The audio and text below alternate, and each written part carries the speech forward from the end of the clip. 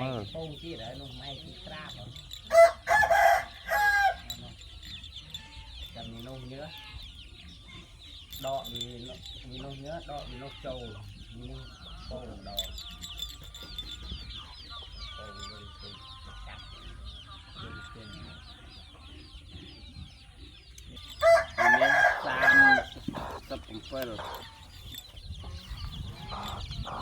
มันก็ไม่งับนะคน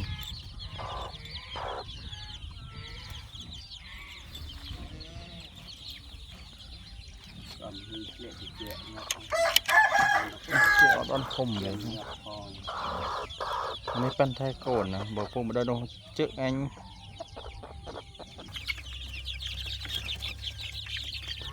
ที่นี่แก่แก่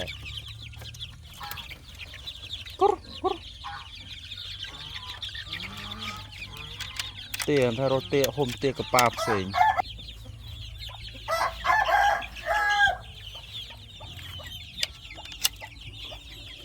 กูเตี้ยบ้านมันรับมือใช่ครับแล้วเตี้ยเนี่ยคลายมวยเตี้ยกาบโคตรเตี้ยจะมือจับปลาห่มเสียง